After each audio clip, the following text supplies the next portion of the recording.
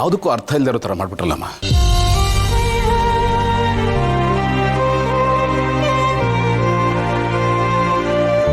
ಬಾಯ್ ತುಂಬ ಅಮ್ಮ ಅಮ್ಮ ಅಂತ ಇದ್ದೆ, ಈಗ ಏನ್ ಹೇಳ್ಬೇಕು ಅಂತಾನೆ ಗೊತ್ತಾಗ್ತಿಲ್ಲ. ಇಷ್ಟಕ್ಕೂ ನಾನು ಏನು ಅನ್ಯಾಯ ಮಾಡಿದ್ದೆ ನಿಮಗೆ?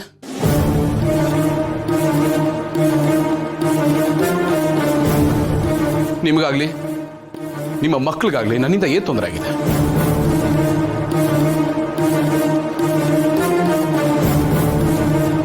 ನಾನು ನಿಮ್ಮನ್ನ ಯಾವತ್ತಾದ್ರೂ ಬೇರೆಯವ್ರ ಥರ ನೋಡಿದ್ನ ಅಥವಾ ಆ ಥರ ಟ್ರೀಟ್ ಮಾಡಿದ್ದೀನ?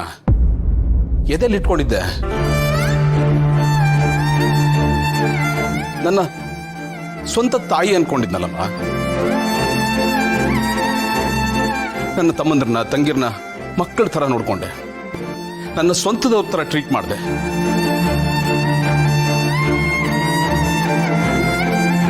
ಅಷ್ಟೆಲ್ಲ ಮಾಡಿನೂ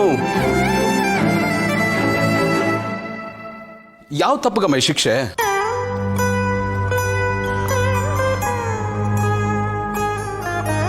ಅಷ್ಟು ಮಾಡಿನೂ ಈಗ ನಾನು ನಿಮಗೆ ತೊಂದರೆ, ಸಮಸ್ಯೆ, ತಲೆನೋವು ಬೇಡ್ದವನಾಗ್ಬಿಟ್ಟೆ ಅಲ್ವಾ?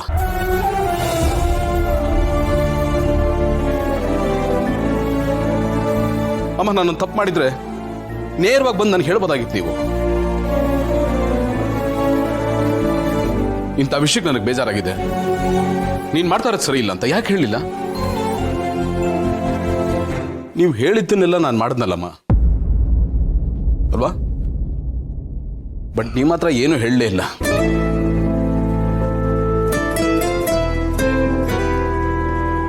ಎಲ್ಲಾನು ಒಳಗಡೆನೆ ಮುಚ್ಚಿಟ್ಕೊಂಡ್ಬಿಟ್ಟಿದ್ರೆ ಬೆಂಕಿ ತರ ಉರಿತಾನೆ ಇತ್ತು. ನನಗೆ ಮಾತ್ರ ಏನಂದ್ರೆ ಏನು ಗೊತ್ತಾಗ್ಲಿಲ್ಲ. ಈ ದೀಪದ ಬುಡದಲ್ಲಿ ಕತ್ಲಿರೋ ಹಾಗೆ ನನ್ನ ಕಾಲ್ ಕೆಳಗೆ ಏನಾಗ್ತಾ ಇತ್ತು ಅಂತಾನೆ ಗೊತ್ತಾಗ್ಲಿಲ್ಲ.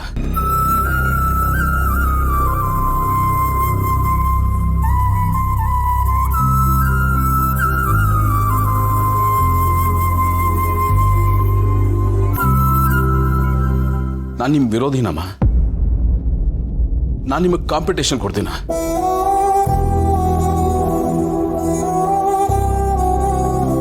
ಆ ಥರದ್ದೇನಾದ್ರೂ ನನ್ನ ತಲೆಯಲ್ಲಿ ಯೋಚನೆ ಇದ್ದಿದ್ರೆ ನಮ್ಮಪ್ಪ ಯಾವತ್ತು ನಿಮ್ಮನ್ನ ನಿಮ್ಮ ಮಕ್ಕಳನ್ನ ತೋರಿಸಿ ಈ 5 ಜವಾಬ್ದಾರಿ ನಿಂದು ಅಂತ ಹೇಳಿ ನನ್ನ ಕೈಗೆ ಒಪ್ಸೋದ್ರಲ್ಲ,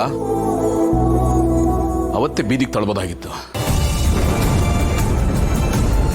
ನಮ್ಮ ನಿಜವಾದ ಸಂಪತ್ತು ಅಂದ್ರೆ ಅದು ನೀವು ಮತ್ತು ಮೇಡಮ್ ಅವರು ಸರ್.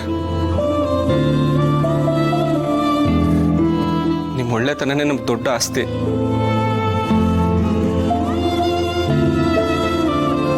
ಮೇಡಮ್ ಹೋದ್ರು, ಇವಾಗ ನೀವು ಹೋಗ್ತೀನಿ ಅಂದ್ರೆ ಇನ್ಯಾವ ಖುಷಿ ಸೌಭಾಗ್ಯಕ್ಕೆ ನಾವಿಲ್ಲಿ ಇರ್ಬೇಕು ಸರ್? ಮನೆ ಮರುಭೂಮಿ ಥರ ಆಗ್ಬಿಡುತ್ತೆ ಸರ್. ನಮ್ಮನ್ನು ಬಿಟ್ಟು ಹೋಗ್ಬಿಡಿ ಸರ್. ನೀವಾದ್ರೂ ನಮ್ಮ ಜೊತೆ ಇರಿ ಸರ್, ಪ್ಲೀಸ್ ಪ್ಲೀಸ್. ನನ್ನ ಕಟ್ಟಾಕ್ಬಿಡಿ ಇಬ್ರು. ಪ್ಲೀಸ್ ಮ್ಯಾನ್, ನಮ್ಮನ್ನು ಬಿಟ್ಟು ಎಲ್ಲೂ ಹೋಗ್ಬೇಡ. ಪ್ಲೀಸ್ ಪಾರ್ಥ, ನನ್ನನ್ನು ಯಾರು ತಡಿಬೇಡಿ. ನಾನು ಯಾರ ಮಾತನ್ನು ಕೇಳಲ್ಲ. ನನಗೆ ನನ್ನ ಭೂಮಿಕಾ, ನನ್ನ ಮಗು ಬೇಕು. ಒಡೆದಂಥ ಮನಸ್ಸಿಗೆ ಒಡನಾಡಿ ಬೇಕಿದೆ. ಅವ್ರು ಸಿಗೋ ತನಕ ನಂಗೆ ಸಮಾಧಾನ ಇಲ್ಲ. ಏಕಾಂಗಿ ಬದುಕಿ ಎಲ್ಲಿದ್ರು ಹುಡುಕ್ತೀನಿ. ಅವ್ರನ್ನ ಹುಡ್ಕೋದೆ ನನ್ನ ಗುರಿ.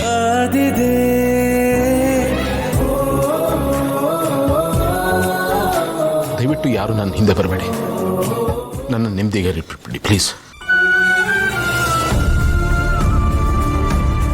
ನೋಡು, ಈ ಮನೆಗೆ ನಾನು ಅನಿವಾರ್ಯ ಅಲ್ಲ ಕಣೋ. ನಾನು ಇಲ್ಲದೆ ಇದ್ರೆ ಈ ಮನೆ ಚೆನ್ನಾಗಿ ನಡೆಯುತ್ತೆ.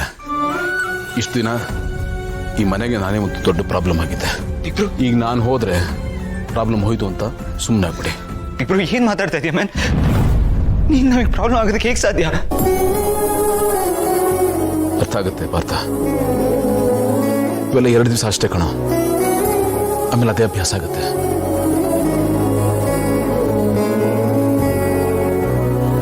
ಯಾರು ಇಲ್ಲದೆ ಹೋದ್ರೂ ಈ ಪ್ರಪಂಚ ನಡೆಯುತ್ತೆ ಕಣೋ.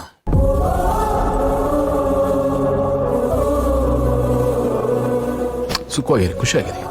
ಸರಿ, ಹಾಗಾದ್ರೆ ನಾನು ನಿನ್ ಜೊತೆ ಬರ್ತೀನಿ. ಒಟ್ಟಿಗೆ ಅದಕ್ಕೆ ನೋಡ್ಕೋಣ. ಏಯ್, ನೀನ್ ನನ್ನ ಜೊತೆ ಬಂದ್ರೆ ಅಪೇಕ್ಷಾ ಜೊತೆ ಯಾರು ಇರ್ತಾರೆ? ಅದು ಅಲ್ಲದೆ ಅಮ್ಮಂಗೆ ನೀನು ಅಂದ್ರೆ ಬಹಳ ಇಷ್ಟ ಕಣೋ. ನೀನು ಎಲ್ಲಿದ್ದು ಎಲ್ಲರನ್ನೂ ಚೆನ್ನಾಗಿ ನೋಡ್ಕೊ. ಅಲ್ಲ ಅಣ್ಣ, ಎಲ್ಲೋ ಇದ್ ನನ್ನನ್ನ ಇಲ್ಲಿಗೆ ಕರ್ಕೊಂಬಂದ್ರಿ, ಬಯಸಿದ್ನೆಲ್ಲ ಕೊಟ್ರಿ. ಇವಾಗ ನೀವೇ ಇಲ್ಲ ಅಂದ್ರೆ ಅದನ್ನೆಲ್ಲ ಹೇಗಣ್ಣ ಅನ್ಭವಿಸೋದು?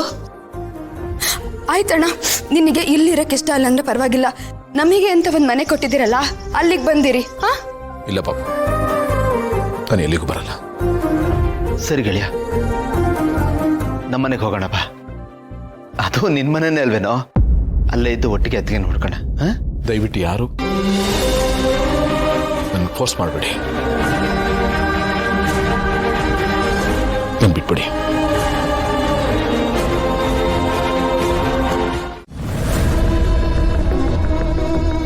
ಅಪ್ಪ, ನಿನ್ನ ಮಗ ನಿನ್ನ ಬಿಟ್ಟು ಹೋಗ್ತಾ ಇದ್ದಾನೆ ಅಂತ ಬೇಜಾರು ಮಾಡ್ಕೊಬೇಡಮ್ಮ.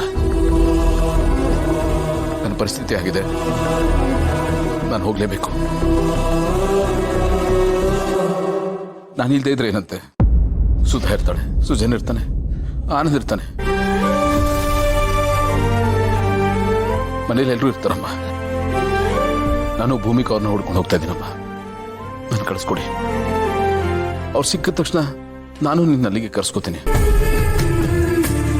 ಆದ್ರೆ ಈ ವಯಸ್ಸಲ್ಲಿ ನೀನು ನನ್ನ ಜೊತೆ ಊರೂರು ಇರೋದು ಬೇಡಮ್ಮ, ಕಷ್ಟ ಆಗತ್ತೆ ನಿಮಗೆ. ಅವ್ರು ಆದಷ್ಟು ಬೇಗ ಸಿಗ್ಲಿ, ನಿಮ್ಗೆ ಆಶೀರ್ವಾದ ಮಾಡಿ.